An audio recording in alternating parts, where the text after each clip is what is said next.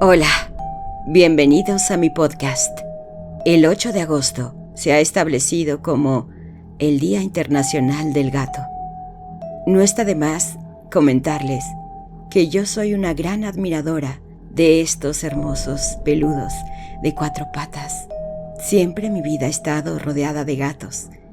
Así es que, celebrando a esta criatura tan especial y magnífica, les traigo una historia paranormal de mi propia inspiración.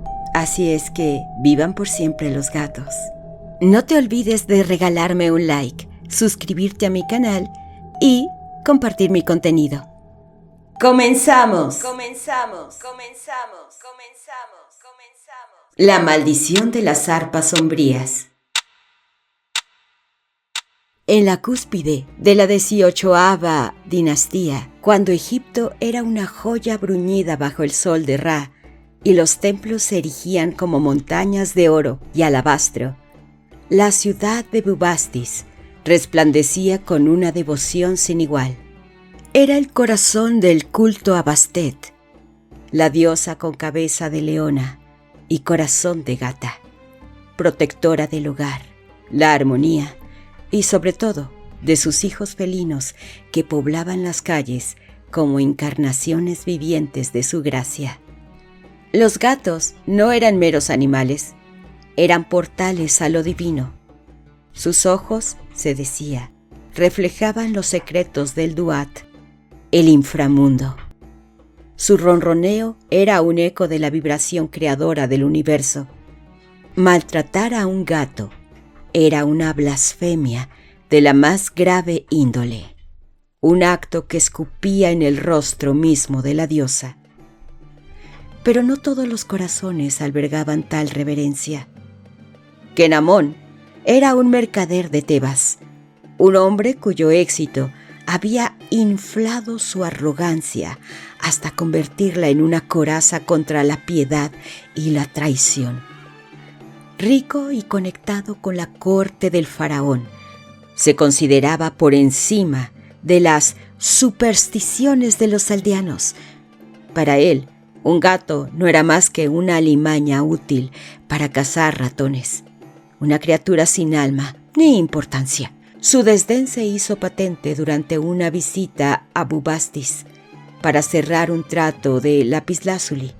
Mientras caminaba con paso apresurado por la avenida principal que conducía al gran templo de Bastet, una pequeña gata de pelaje blanco y ojos de un extraño color azafrán se cruzó en su camino, deteniéndose para lamer una patita con delicada parsimonia.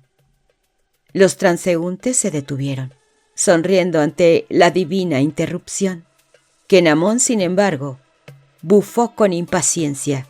«¡Fuera de mi camino, bestia inútil!», masculló, y sin pensarlo 2 veces, le propinó una cruel patada que envió a la pequeña gata volando contra los fríos adoquines. Un grito ahogado de horror se extendió entre la multitud. Un sacerdote que presenció el acto palideció y murmuró una oración protectora. La gata, con un chillido de dolor, se escabulló cojeando hacia las sombras de un callejón, dejando atrás solo una gota de sangre y el silencio acusador de la gente. Kenamón se encogió de hombros y continuó su camino, ignorando las miradas de odio. Esa noche, en su opulenta posada, celebró su exitoso negocio con vino y manjares. Pero cuando el silencio de la madrugada se apoderó de la ciudad, un sonido sutil comenzó a perturbarlo. Un maullido débil, casi imperceptible, que parecía venir de un rincón oscuro de su habitación. Se levantó, inspeccionó el lugar y no encontró nada. Volvió a la cama, atribuyéndolo al vino.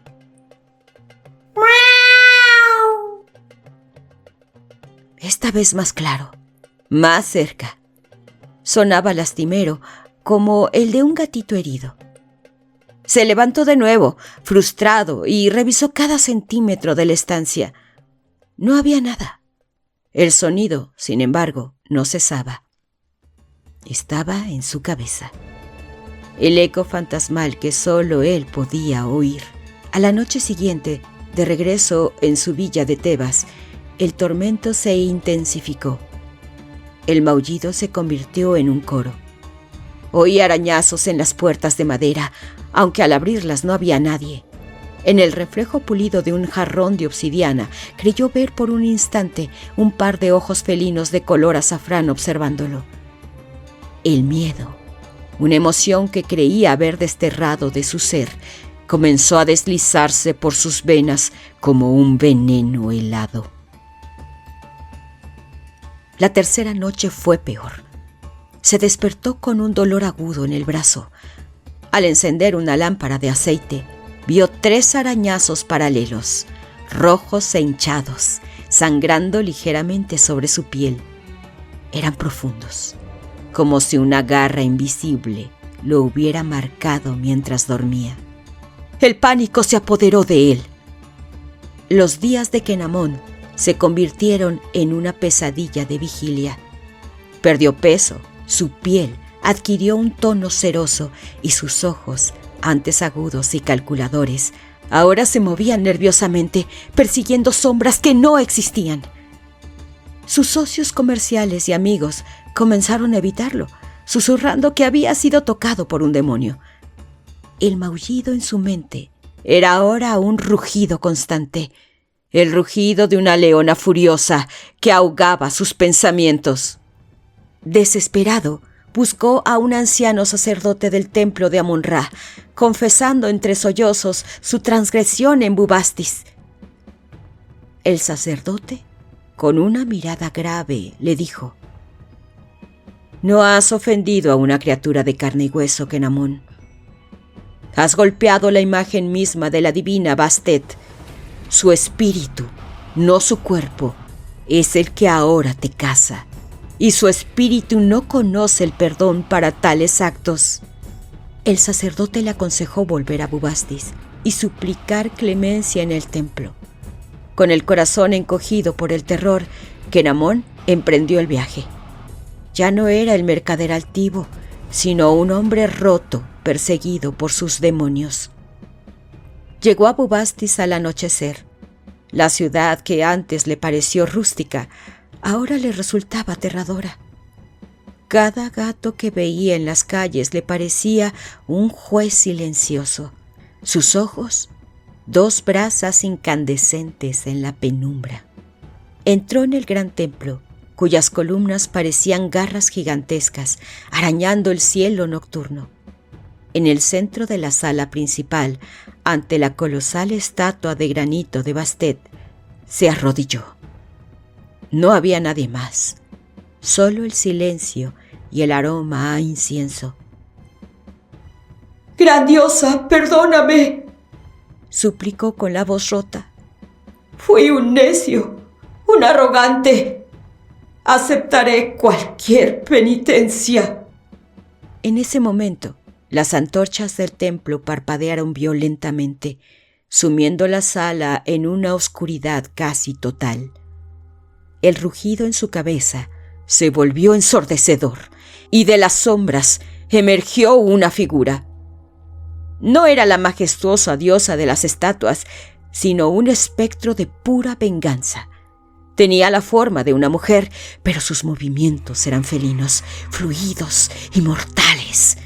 Sus ojos brillaban con el mismo fuego verde esmeralda que los de la estatua, y en lugar de manos tenía garras de sombra que parecían desgarrar el propio aire. Era el espíritu vengador de Bastet, una manifestación de su ira. Kenamón gritó, pero el sonido se ahogó en su garganta. El espectro se abalanzó sobre él, no para matarlo, sino para imponer su maldición eterna. Tú que desprecias la gracia, vivirás sin ella. Sisió una voz que era a la vez el ronroneo de 1000 gatos y el gruñido de una leona. Tú que quieres a los indefensos, serás casado eternamente.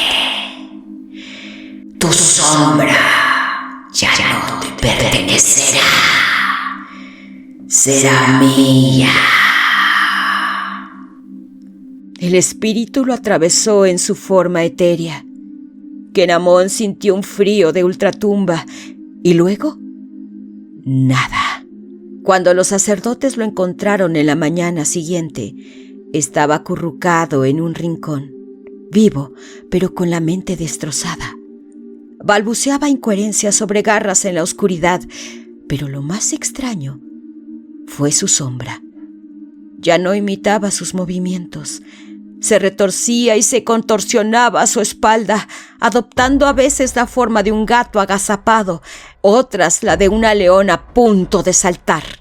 La historia de Kenamón se convirtió en leyenda, un cuento susurrado en todo Egipto. Nació así la maldición de las arpas sombrías. Se decía que cualquiera que, desde ese día, hiciera daño deliberado a un gato o lo tratara con crueldad, sería maldecido. No morirían, pues eso sería un castigo demasiado rápido. En cambio, su propia sombra se convertiría en su torturador, un recordatorio constante de su ofensa, arañando su cordura en la soledad de la noche, un espectro felino atado a ellos hasta el fin de sus días. Y así, la veneración por los gatos en las tierras del Nilo se cimentó no solo en el amor, sino también en un miedo primordial y sagrado, garantizando que los magníficos hijos de Bastet caminarán siempre protegidos, observados por el espíritu vengador de su madre divina. No solo hay que respetar a los gatos, hay que respetar a cada animal, a cada ser vivo que vive en esta tierra.